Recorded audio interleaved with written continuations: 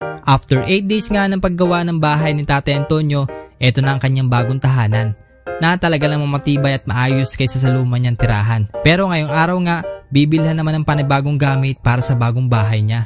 Dahil napansin ko nga rin na wala na itong maayos na kagamitan na halos nga nilulumot na rin ang kanyang mga baso at pinggan. Kaya ngayong araw nga nagtungo na sa bilihan upang bumili ng kulambo, kumot, unan, pinggan, baso, higaan at kung ano-ano pa.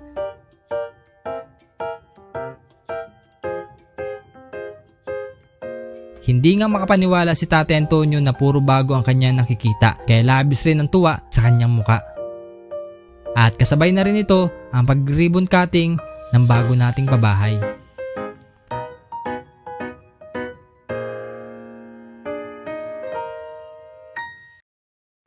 Yan, so magandang tanghali sa ating lahat.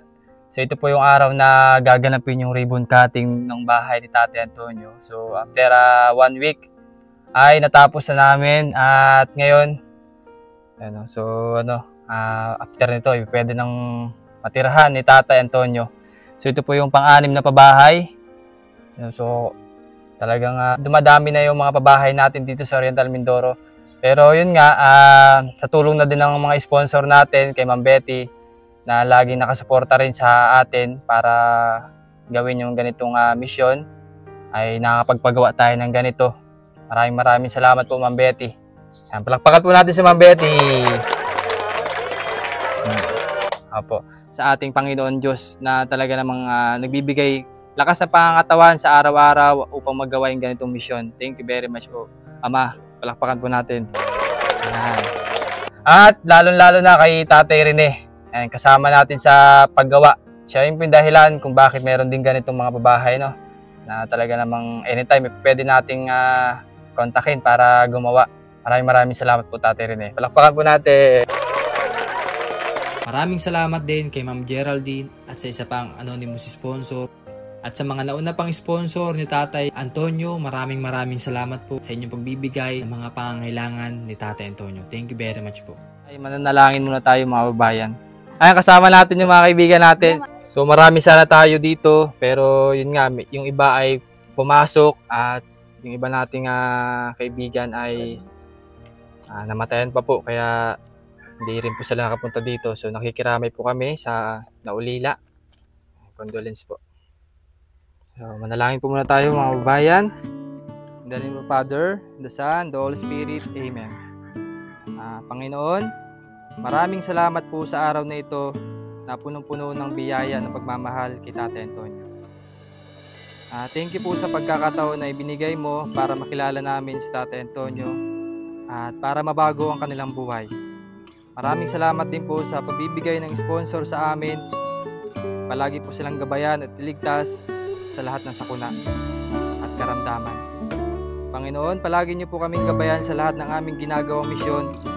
Turo niyo po sa amin yung mga taong higit na nangangailangan pa ng tulong. Naway bigyan niyo po kami ng katatagan na harapin ang bawat pagsubok na darating sa buhay namin. At gabayan niyo po kami aming paggawa ng kabutihan sa kapwa upang maging karapat-dapat kami sa iyong pagpapala. Sa pagkakataon pong ito, Panginoon, ang house blessing para kay Tatay Antonio ay bendisyonan mo po ang bahay na ito ng siksik-liglig at umaapaw na biyaya. At proteksyonan niyo po, Panginoon, saan man bagyo at pagsubok, patatagin ang pundasyon ng kanilang pamilya at panatili magmahalan sa isa't isa. Tulungan mo po sila, Panginoon, na maabot ang kanilang mga pangarap sa buhay. Amen. Sa ngalan naman ng Espiritu Santo. Amen. Yan.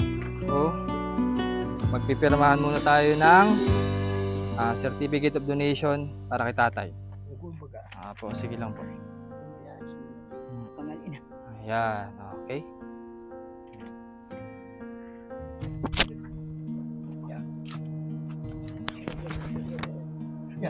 Sige po, okay lang po.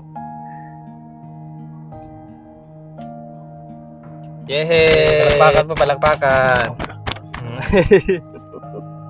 Ayan, so, pakihawak lang muna Tatay.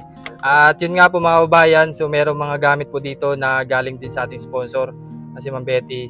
Mga pinggan at yung mga lagayan ng baso, tapos kulambo, higaan ni Tatay para sa loob ng kanyang kwarto. So, tara po sa taas, Tatay. pwede nyo nang matulugan to, tatay. Ano po? Dito, tatay, sa ano? To. Ito yung bibigay natin. Muna, tatay. Nanay. Ayan. So, ito po yung pagti-turnover namin ng mababahay. At ito po yung frame na katunayan na sa inyo na po itong tahanan. At sa inyo na rin po. Ano? Kung may mangyari man kay tatay, wag naman po sana, ano? Si nanay na po ang mag-take over nitong bahay. Ano po? Pero sana, mas tumagal pa yung inyong pagtira dito, tatay. Pagalingin sarili, palakasin. At sa ganun ay madaman nyo po yung bago nyong bahay. No? Ayan. So, sinasabi ko po sa mga napababahayan, panatilihin laging malinis ang inyong tahanan. Sana kada dalaw ko po dito ay malinis ang paligid, malinis ang tahanan, nakapunas po, malinis ang dingding, ay doon pa lang po kami ay masaya na. Ano po? So ano masabi niyo, nanay, ngayon na may bahay na po ang inyong Maraming salamat at natulungan si Antonio na magkaroon ng bahay. Papasalamat ako sa lahat ng tumulong, sa Panday, sa Panginoon, sa iyo at saka sa Panginoon Diyos, sa lahat-lahat ng mga kasama. Alam ko na. Salamat po sa inyong lahat. Opo. Salamat din sa Panginoon Diyos. Bigyan kami ng lakas ng katawan at tibay ng loob. Opo. Alam ko na napakahirap ng sitwasyon ni tatay kapag umuulan din, nanay, no? Kaya ngayon, talagang after 1 week, tinapos din namin sa ganun makalipat agad si tatay. Sana ay simula na to ng kanyang paglakas, no? Sana. Siya lumakas at para siya na makapagluto. At ako'y pabalik-balik. Kahit naulan ako, aabot ako ulan pa uwi. Basta ako ng ulan. Nahulog na ako sa kanal, nagtihaya na ako, basta ako pa uwi. Oo. At sana, tatay, ma-appreciate po natin yung ginagawa ni nanay, huwag natin awayin, sa ganun ay laging bumalik dito sa iyo, lagi kang maalagaan. Sundatin ko naman, sabi, maparito lang na kayo. Kaya hindi ko na ako apunta dito pag pinauwian. Lagi na ako naawa. Sige na.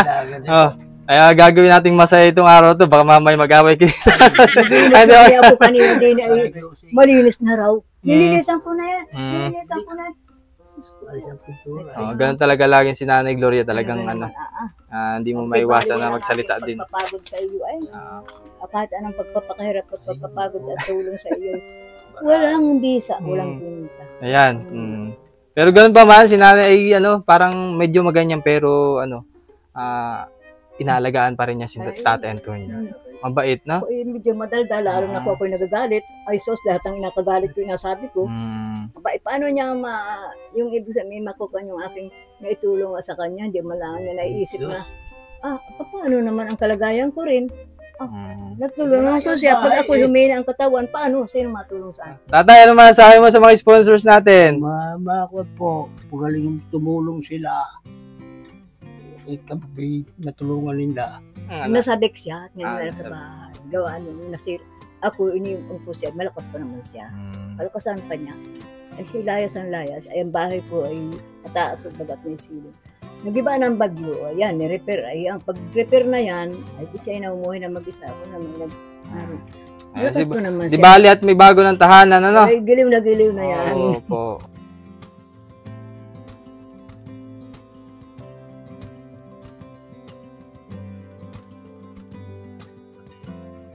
Sige po mga kabayan, at kakain po muna kami dito. Kain po tayo. Tara, Ning. Kain tayo dito. Doon.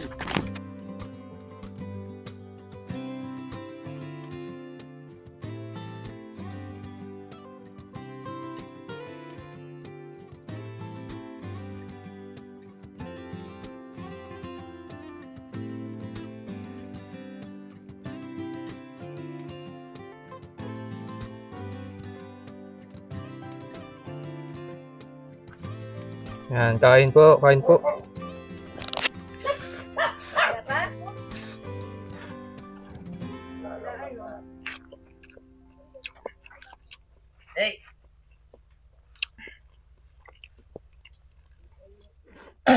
Yan, so tapos na kaming kumain.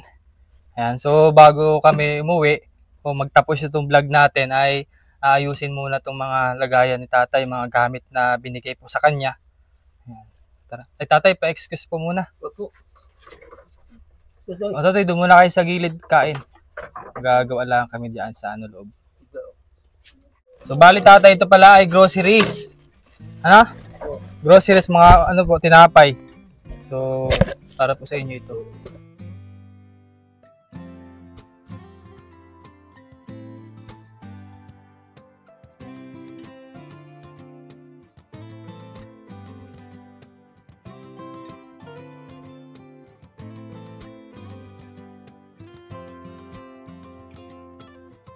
Langgana.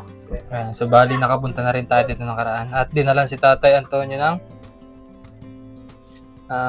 ensure at bigas. Ayan, so bali mga pahabol na tulong na lang yung naiabot natin ngayon. Ayan. Shoutout kay Cedric. Wala daw doon.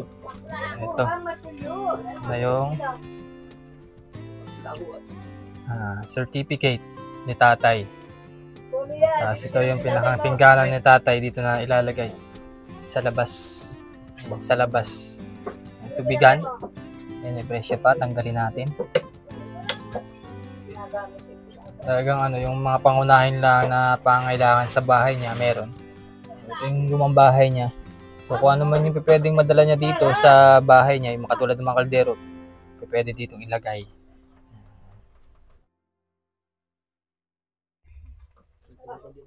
So, bago magtapos yung ating vlog mga babayan, so tapos na rin naman at nalagay na natin yung pinakambanig at ano tawag doon?